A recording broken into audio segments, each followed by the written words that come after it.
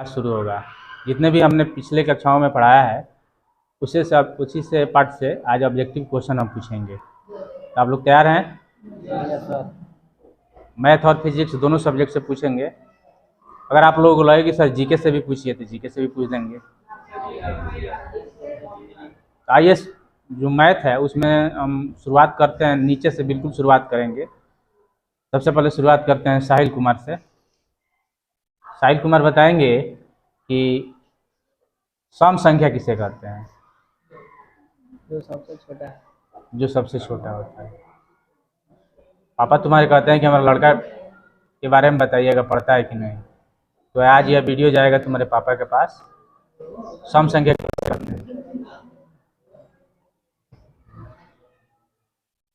तुम बताओ बाबू। जो पूरा पूरी भाग लग जाए। जो पूरा पूरी भाग लग जाए। पूरा पूरी किससे भाग लग जाए? दो से। जो दो से। हाँ ठीक है। वैसी संख्याएं जो पूरी तरह दो से विभाजित हो जाए, शेषफल क्या बचे? जीरो। वैसी सभी संख्याएं क्या कहलाती है? सम संख्या। क्या नाम है तुम्हारा? हैं? दीपक। दीपक बताएंगे सम संख्या का उदाहरण बताइए। समझा जो चार छः आठ जो दो से पूरा पूरा विभाजित है। स्वयं से दो से जैसे में 2 4 6 8 10 12 ये इत्यादि। ये साहिल तुम्हारा दोस्त है? यस। तो इसको कुछ नहीं आ रहा है। मेहनत करेगा तो इसको भी आएगा, मेहनत नहीं करेगा तो कैसे आएगा? घर पे पढ़ेगा। देखो तुमको घर के गार्जियन ने नया कपड़ा दिए हैं, बैग भी नया है। ये चारों में से सबसे महंगा बैग दिख रहा है तुम्हारा। हेयर स्टाइल देखो इसका। नया साइकिल भी खरीदा है ना। घर का गार्जियन तुमको कुछ कमी किया है पढ़ाई में? किया है कमी? नहीं किया है। तुम फिर पढ़ क्यों नहीं रहे हो? एक मैं बात बता देना चाहता हूँ कि आप लोग जब एक एज होता है पढ़ने का, तो घर के लोग सिर्फ आपको पढ़ाई एक्सेप्ट करते हैं आपसे कि हमारा लड़का केवल पढ़े। अगर पढ़ाई के वक्त दूसरा कोई काम हो तो घर के लोग नहीं भेजते हैं। अगर देखते हैं कि हमारा बच्चा घर पे पढ़ रहा है तो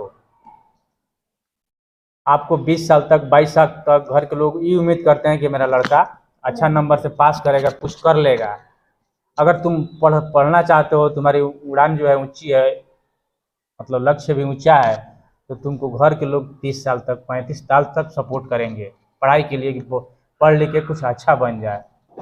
अगर तुम डेली घर पे 4 से 6 घंटा पढ़ो, स्कूल आवर के बाद 4 से 6 घंटा पढ़ोगे, तो तुमको कोई भी तुम अपना लक्ष्य पाने से कोई भी नहीं रोक सकता है। तुम्हारे अंदर एक जुनून होना चाहिए। जैसे कि एक कपड़ा खरीदना होता है, कोई फंक्शन पड़ता है, कोई त्यौहार पड़ता है, कोई शादी पड़ता है, तो यदि तुमको यहाँ कपड़ा नहीं मिला अपने मार्केट में तो सिवान चले जाते हो, गोपालगंज जाते हो ना, मीरगंज चले जाते हो, लेकिन कपड़ा खरीद के रहते हो। घर पे पैसा नहीं हो फिर भी उधार लेके अगल बगल से खरीदते हो कि नहीं? तो वैसा जुनून तुमको पढ़ाई के लिए भी लानी पड़ेगी। और ऐसा जब लाओगे तो अगर पढ़ोगे तो निश्चित ही कोई ऐसा चीज़ नहीं है तुमको कोई बाधा, कोई आपत्ति रोक सके। पढ़ाई करो, ठीक है? बैठो, भले एक रोटी कम खाओ लेकिन पढ़ाई पूरी करो, क्योंकि पढ़ाई ऐसी हथियार है, जब पढ़ लोगे तो तुमको कोई भी अगल बगल जो है तुमसे ये छीन नहीं सकता है। और वही एक हथियार है जिससे तुम आगे बढ़ जाओगे, ठीक ना? इसलिए पढ़ाई पर हमेशा ध्यान दो। भले एक रोटी कम खाओ, एक कपड़ा भले कम पहनो, बैग फटी पुरानी ही लेके आओ, लेकिन पढ़ाई निश्चित करो बाबू। यही तुम्हारी संपत्ति है, बाकी कुछ नहीं है। चलो अगला प्रश्न पूछते हैं। क्या नाम है तुम्हारा? नवाज खान। बताओ विषम संख्या किसे कहते हैं? विषम संख्या? हाँ, विषम संख्या उसे कहते हैं जो खुद से कट दे और अन्य संख्या से ना कटे। सही बता रहा है गलत? बिल्कुल गलत बता रहा है। तुम बताओ विषम संख्या किसे कहते हैं? विषम संख्या जो एक से कटे और सम से कटे। नहीं, ये गलत बात गलत है। तुम बताओ विषम संख्या किसे कहते हैं? कौन बताएगा विषम संख्या किसे कहते हैं? इतने सारे लड़के हाथ उठा दिए। चलो हिमांशु तुम बताओ विषम संख्या किसे कहते हैं? वो संख्या जो 3 से विभाजित ना हो पाए। गलत है। तुम बताओ। वैसी संख्या है जो 2 से पूरे पूरे विभाजित ना हो सके। हाँ, वैसी संख्या है जो 2 से पूरी ऐसी संख्याओं को विषम संख्या कहते हैं। जैसे उदाहरण बताओ। 3, 5, 7, 9 etc। हाँ बिल्कुल सही बताया। क्या नाम है तुम्हारा? दीपक कुमार। दीपक कुमार। वाह, बैठो। ये दीपक और वो दीपक दोनों मेहनत करता है। दीपक तुम साहिल को थोड़ा सिखाओ। ये वीडियो जाएगा इसके घर पे, तो फिर इसके पापा देखेंगे कि हमारा लड़का कितना मेहनत कर रहा है। तो क्या नाम है तुम्हारा? विकास। विकास। घर कहाँ है? बढ़िया गाँव। बड़का गाँव। ये बताओ अभाज्य संख्या किसे कहते हैं? अभाज्य संख्या किसको किसको मालूम है? हाथ उठाओ। तुम बताओ क्या नाम है वो? शैलेश कुमार। शैलेश कुमार। बताओ अभाज्य संख्या किसे? वैसी संख्या जो 1 से कटे और 100 से कटे उसे अभाज्य संख्या कहते हैं। सबसे छोटी अभाज्य संख्या कौन है? 1। गलत। सबसे छोटी अभाज्य संख्या कौन? 2। दो। हाँ बिल्कुल सही बता रहा है। सबसे छोटी अभाज्य संख्या 2। और सबसे छोटी सम संख्या 2। दो ही है। Yes sir. दो अभाज्य संख्याओं का नाम बताओ। 2, 4। 4 नहीं ना अभाज्य। 2 और 2। बैठ जाओ। अगला प्रश्न है। क्या नाम है? कुमार। अभिषेक कुमार बताएंगे आयत किसे कहते हैं? आयत उसे कहते हैं जिसके आमने सामने की भुजा बराबर हो और वो लंबाई और आमने सामने की भुजा बराबर है। आयत में कुल कितने कोण होते हैं? 4 चारों कोण कितने डिग्री के होते हैं? 90 डिग्री के। हाँ। प्रत्येक कोण समकोण होता है। समकोण मतलब प्रत्येक कोण 90 डिग्री का होता है। आयत के चारों कोणों का योग कितना होता है? 360। 360 डिग्री। बहुत बढ़िया। बैठो। अब आते हैं हम अनुपम दुबे के पास।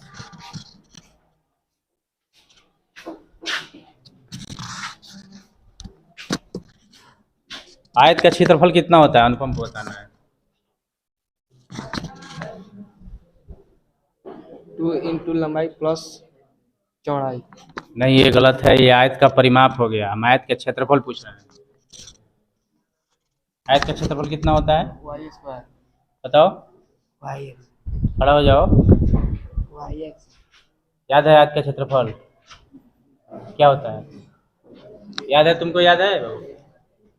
किसको याद है आयत का क्षेत्रफल? वाह, इतना सारे लड़कों को याद है और इसी टीम को नहीं याद। तुमको याद है? याद है? आयत का क्षेत्रफल कितना होता है? लंबाई गुणा चौड़ाई। लंबाई गुणे चौड़ाई। और आयत का परिमाप याद है तुमको? आयत का 2 इंटू लंबाई प्लस चौड़ाई। हाँ, आयत का परिमाप 2 इंटू और आयत की परिमिति वही होता है। हाँ, आयत की परिमिति या आयत का परिमाप। परिमिति स्त्रीलिंग शब्द हो गया, परिमाप पुल्लिंग हो गया। परिधि वृत्त में कहते हैं, परिधि इसमें नहीं कहते हैं। इसमें परिमाप या परिमिति कहते हैं। बैठो। अब आते हैं। अब अगला प्रश्न पूछेंगे वर्ग किसे कहते हैं? कौन बताएगा? वर्ग किसे कहते हैं? आते हैं विवेक बताएगा। चारों भुजा बराबर हो और प्रत्येक कोण 90 डिग्री का हो और विकर्ण उसके वो भी बराबर हो। विकर्ण एक दूसरे को आपस में लमसम विभाजित करते हैं। वर्ग का क्षेत्रफल कितना होता है? वर्ग का क्षेत्रफल a²। हाँ, वर्ग का क्षेत्रफल a² यानी कि भुजा स्क्वायर। अब वर्ग का परिमाप 6l ना 6a²। 6 कहाँ से होगा? वर्ग में 4 भुजाएं होती है तो 4 होगा, 6 कहाँ से हो जाएगा? 4 गुणे भुजा होता है, 4a। ठीक है। अब आगे पूछते हैं। बैठ जाओ। ठीक है, ऐसे लगा ठीक ना। अब बताओ त्रिभुज किसे कहते हैं? त्रिभुज में कितनी भुजा होती है? 3 भुजा होती है। तो वैसे ही बताओ त्रिभुज किसे कहते हैं? त्रिभुज उसे कहते हैं जिसे बुखार हुआ है? नहीं। हाँ, कहीं ऐसे आवाज आ रही। खा के खाना खा के आए हो? यस। हाँ तो बोलो त्रिभुज किसे कहते हैं? लगता है डर रहा है। चलो बैठो। त्रिभुज किसे कहते हैं इधर कौन बताएगा? चलिए बताएगा। त्रिभुज किसे कहते हैं?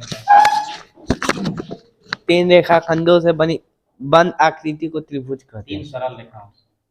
ठीक है। चलो, त्रिभुज का क्षेत्रफल कितना होता है? क्षेत्रफल 1/2 गुणे b गुणे h। हाँ बिल्कुल सही है। त्रिभुज की परिमिति a + b + c। हाँ, ये सही बताया, क्या नाम है? आरिफ हमेशा सही बताता है भाई। त्रिभुज का परिमाप का मतलब होता है त्रिभुज के तीनों भुजाओं का योग, यानी कि त्रिभुज में 3 भुजाएं होती है, a + b + c, तीनों भुजाओं को जोड़ देंगे तो क्या निकलेगा? परिमाप। और उसको 2 से भाग कर देंगे तो क्या होगा? a + अर्ध परिमाप, a + b + c बट्टा 2 कर देंगे तो अर्ध परिमाप हो जाएगा। ठीक, अब आते हैं अगले प्रश्न की ओर। अब पूछेंगे हिमांशु से। हिमांशु खड़ा हो जाओ। अभी ये क्वेश्चन याद आया था। अच्छा ये बताओ, क्या है जो सब्जी में बनाते हैं पर खाते नहीं है?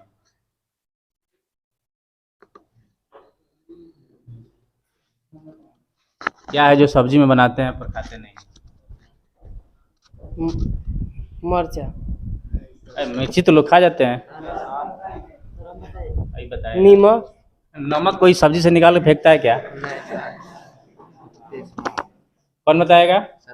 इधर तेजपात। हाँ तेजपात, सही है। बैठो, चलो खड़ा हो जाओ। 100 में से हम 25 को कितने बार घटा सकते हैं? 4 बार। सही बता रहा है गलत? 100 में से जब हम 25 को घटाएंगे तो कितना बचेगा? तो फिर अगली बार हम 100 में से घटाएंगे कि 75 में से? तो 100 में से 25 को कितनी बार घटा सकते हैं? 1 बार से। समझ में आ गई? अगर कोई पूछता है कि 100 बार में से 10 को कितनी बार घटा सकते हैं? 1 बार। अगली बार तो कम हो जाएगा ना, फिर उसमें से घटाएंगे। चलो बैठो, थोड़ा और तैयारी करें। सब हमारे जीनियस स्टूडेंट हैं। उमंग सिंह है, उसका साहिल नाम है। इसको तो सारे स्कूल के लोग जानते हैं। साहिल नाम है। क्या? अभी कम लोग जानते हैं, फिर कैसे जानेंगे? अच्छा तुम दोनों कपड़ा काला कपड़ा क्यों पहन के आए हो? हैं? अच्छा ऐसा नहीं ना कि कोई भोजपुरी गाना सुन लिया हो कि रउआ में झकास करिए कपड़ा लगा, वही सुन के नहीं ना आते हो? हैं? अच्छा चलो, यही गाना सुन के हमको लग रहा है कि दोनों आता है। तुमको 10 गो फूल का नाम बता देना, बता दो, पकड़ो काउंट करो जी। 10 गो फूल का नाम बताओ। गुलाब हाँ। और कमल का फूल और सर दूसरा पूछे क्वेश्चन। दूसरा क्वेश्चन पूछे हैं तो गुलाब और कलम दो ही याद है तुमको?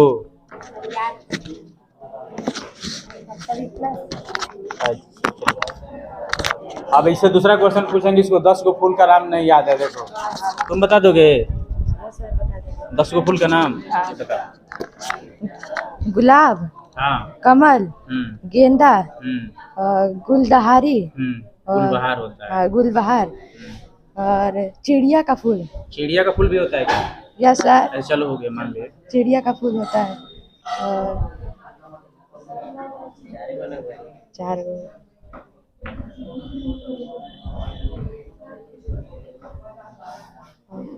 चलो अभी नहीं याद है, याद करो। इसको याद है 10 गो फूल का नाम? याद है? हमको तो नहीं लग रहा है 10 का नाम याद है। कॉपी पर लिखो, हम आते हैं तो देख लेते हैं।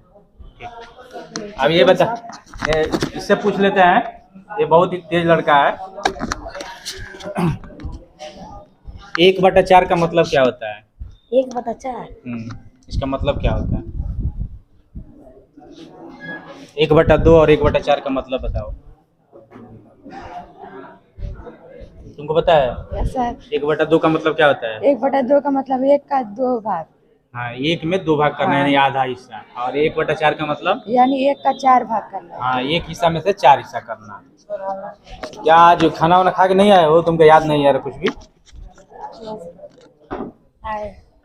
x + 2x मिला के कितना होगा? x + 2x। x एक ही x होगा। x + 2x मिला के कितना होगा? 3x। 3x। वाह, बैठ जाओ, बहुत दोनों बने।